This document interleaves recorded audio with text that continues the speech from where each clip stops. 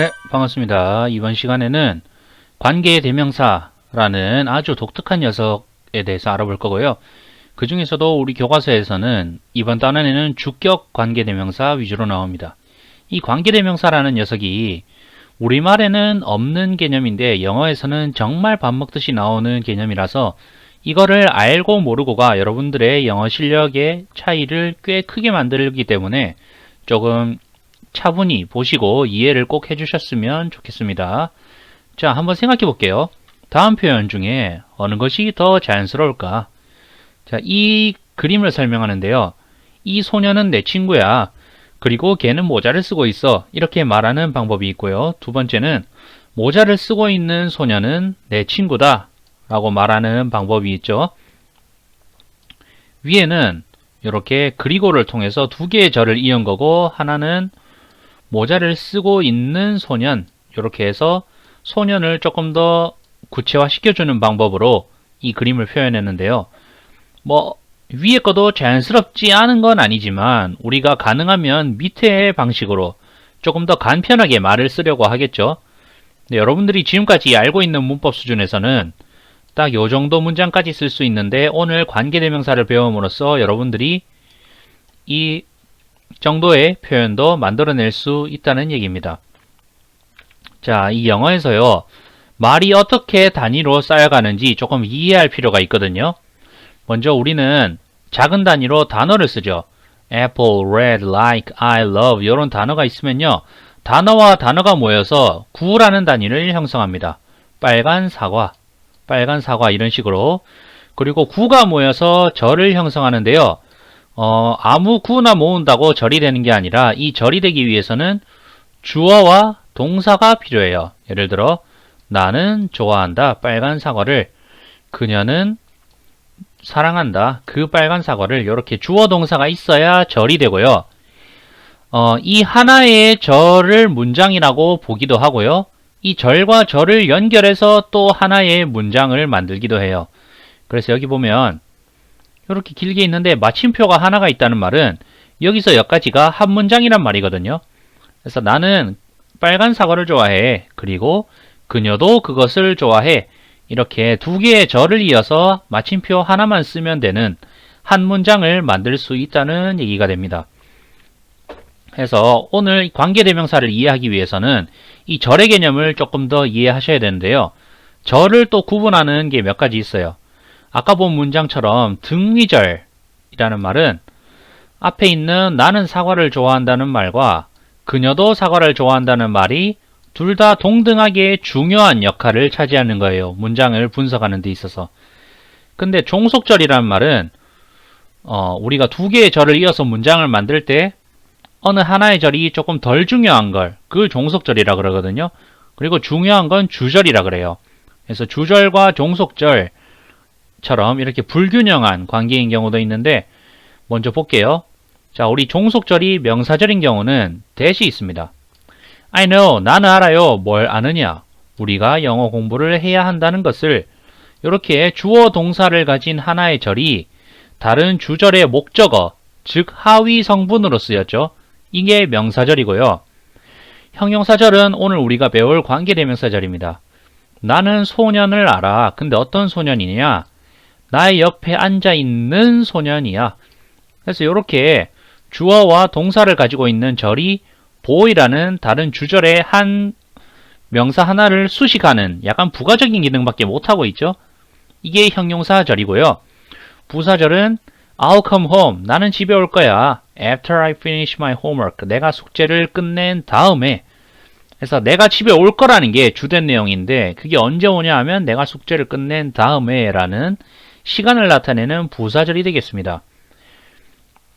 그래서 이 여러가지 종류의 종속절 중에서 이 관계대명사절은 앞에 오는 명사를 꾸며주는 형용사절의 한 종류예요. 그래서 이제 관계대명사로 본격적으로 들어가면요. 관계대명사라는 것은 하나의 단어가 접속사와 대명사의 기능을 하도록 축약된 겁니다. 자, 접속사가 무엇이고 대명사가 무엇인지는 밑에 다시 적어놨죠. 예문을 가지고 다시 설명해 드리면요. 나는 한 소년을 알아요. 그리고 그는 내 옆에 앉아있죠. 자, 여기서 절과 절을 이어주는 접속사 and죠. 맞습니까? 그리고 대명사 앞에 언급한 걸 다시 언급하고 있는 것 he죠. 이 boy라는 녀석을 다시 언급하고 있는 거잖아요. 이 관계대명사는 이렇게 접속사와 대명사의 기능을 할 수 있도록 이 두 개를 한 단어로 바꿔준다는 얘기거든요. 그래서 and와 he를 who로 바꿔버리고요. 남은 성분을 이렇게 쓰면 나는 압니다. 내 옆에 앉아있는 한 소년을 이라는 구조로 이렇게 뒤에 있는 관계대명사 절, 관계대명사가 나머지 성분을 이끌고 있으니까 관계대명사 절이죠. 이 관계대명사 절이 앞에 있는 boy라는 명사를 꾸며주는 형용사절을 기능을 할 수 있도록 해주는 게 관계대명사란 얘기예요. 그래서 이 성질을 한 번 더 말씀드리면요. 아까 앞에 문장이었죠. 나는 안다. 내 옆에 앉아있는 소년을. 그래서 이 주어와 동사를 가진 하나의 절이 앞에 명사를 수식하는 형용사로 기능하기 때문에 형용사절이 맞죠. 그리고 관계대명사절은 항상 앞에 그 절의 수식을 받는 명사를 가지고 다니거든요. 그래서 이 명사를 앞에 있는 말이라 그래서 선행사라고 합니다. 그래서 선행사와 관계대명사절 항상 이렇게 붙어 다닌다는 걸 알아주시면 되겠고요. 그러면 이 관계대명사를 우리가 쓸 수 있어야겠죠. 이 관계대명사가 형태가 여러 가지가 있는데요. 그 형태를 결정하는 요소에 대해서 한번 볼게요. 먼저 아까 선행사 뭐라 그랬습니까? 관계대명사 절 앞에 따라오는 앞에 붙어있는 명사라 그랬죠. 그래서 이 명사가 사람인지 사물인지를 먼저 1차적으로 보셔야 됩니다. 밑에 예문 같은 경우에는 It is a beautiful story and it is about friends. 자, 이거 관계대명사가 지금 없는 문장인데 관계대명사로 바꾼다고 가정해 볼게요. 앞에 선행사, 자, 사물이죠. 그리고 뒷문장의 대명사가 어떤 격을 가지고 있나를 보라는 건데요. 자, 그리고 그것은 친구들에 관한 것이다. 그것은 이라고 해석되고 동사 앞에 있으니까 얘는 주어죠. 그러니까 주격이죠. 사물인 선행사를 가지고 있고 뒤에 대명사가 주격인 경우에는 which라는 형태를 쓰게 되거든요. 그래서 이 선행사와 뒤에 대명사에 맞게 관계대명사를 바꿔 쓰시고 나머지 성분을 앞뒤로 붙이시면 관계대명사절이 완성이 됩니다. 이것은 친구들에 관한 아름다운 이야기야 라고 해석을 하시면 되는 거겠죠. 아까처럼 선행사가 사람인지 사물인지 보고 이 표에 맞게 바꾸시면 되거든요. 그래서 사람이면 who, whose, whom을 쓰고요. 사물이면 which, of which, which를 쓰는데 요즘엔 whose를 쓰기도 한다 그래요. 그리고 주격과 목적격은 that으로 바꿔 쓸 수 있습니다. 실제로 글쓰기 말고 우리 말로 하는 회화 있죠. 회화에서는 이거를 막 구분해서 쓰기 귀찮아서 그냥 다 that으로 퉁치는 분들도 굉장히 많아요. 그래서 이거를 바꾸는 연습을 한번 여러 가지 예문을 통해서 한번 볼게요. I have a friend and he lives in China. 나는 친구가 있어. 그리고 그 친구는 중국에서 살아. 자, 일단 접속사 and가 있고요.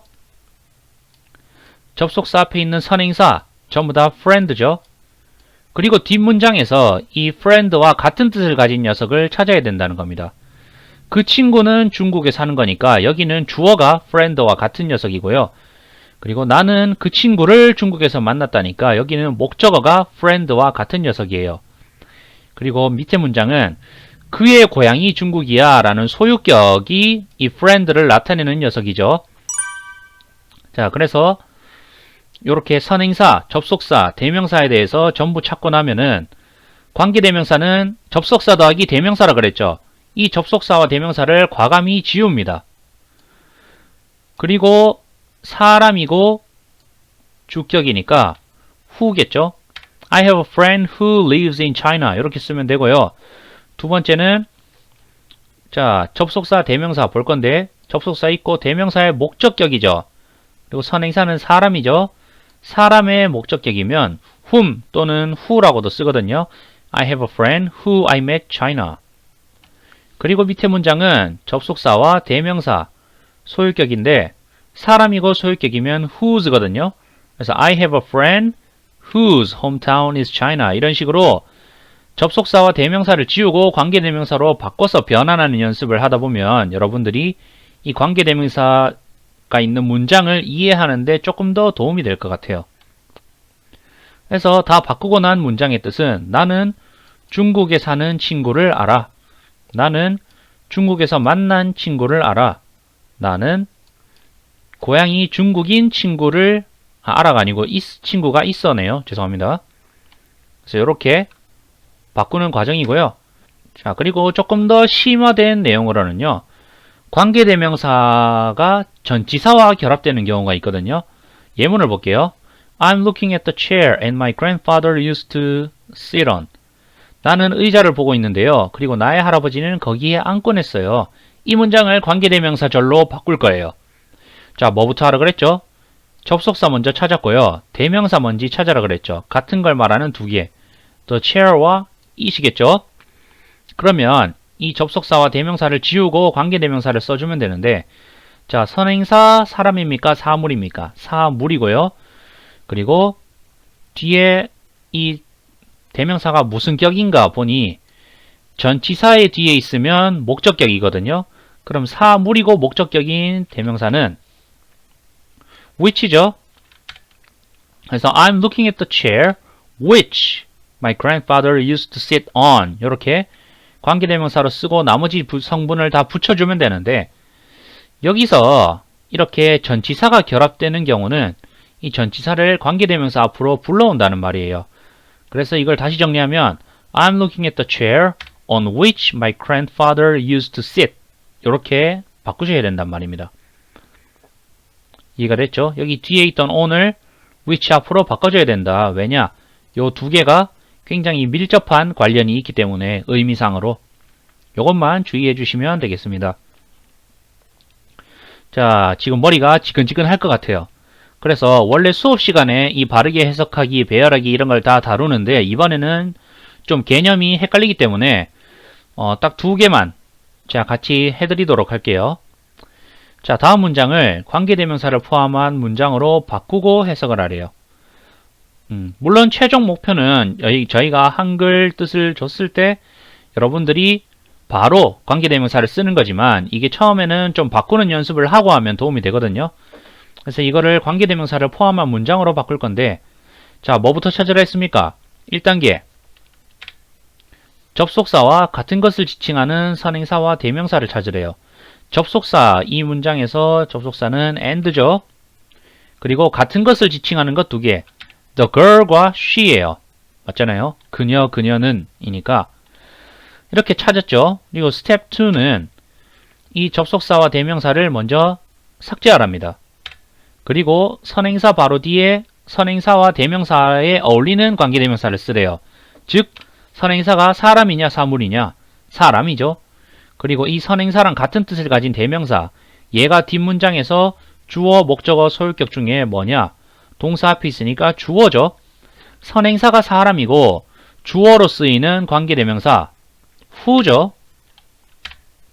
그래서 이렇게 어울리는 관계대명사를 쓰라는 얘기입니다. 그러면 Tom knows the girl who likes reading. 해석하면 탐은 압니다. 독서를 좋아하는 그 소녀를. 이렇게 해석하실 수 있단 말이에요. 자, 두 번째로 넘어가 보겠습니다. This is the boy and he came here yesterday. 이쪽은 소년이다. 그리고 그는 어제 여기에 왔다. 제일 먼저 할 거, 접속사, 선행사, 대명사 찾기. 접속사 and고요. 선행사와 대명사 같은 걸 지칭하는 것, the boy와 he거든요.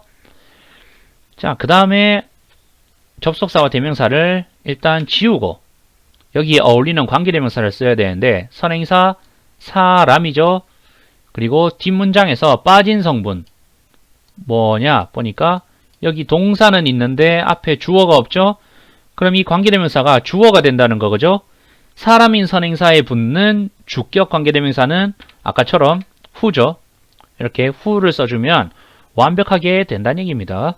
그래서 뜻은 이쪽은 어제 왔던 그 소년이네. 이렇게 해석을 해주시면 되겠습니다. 자, 이렇게 다시 우리가 배웠던 걸 되돌아보면요. 관계대명사는 이 접속사와 대명사를 합쳐서 하나의 단어로 바꿔주면 이 관계대명사가 이끄는 절이 앞에 있는 선행사를 꾸며주는 조금 더 단순한 문장으로 바꿔주는 기능을 하고요. 이 녀석은 관계대명사절은 앞에 있는 선행사를 꾸며주는 형용사절이고 특별히 이 관계대명사 앞에 오는 녀석을 우리가 선행사라고 한다고 그랬어요.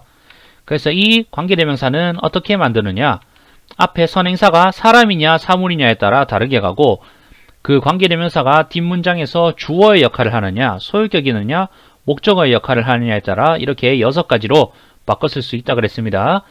다만 주격과 목적격은 우리가 대스로 바꿔 쓸 수 있다는 것까지 말씀을 드렸고요. 그런데 우리가 쓰다가 관계대명사 앞에 전치사가 결합되는 경우는 이 관계대명사를 전치사 앞으로 불러오기도 한다 라고 했습니다. 그래서 우리가 조금 더 연습을 하기 위해서 관계대명사가 아닌 문장을 관계대명사로 바꾸는 연습을 통해서 여러분들이 조금 더 쉽게 접근할 수 있다고 했었죠.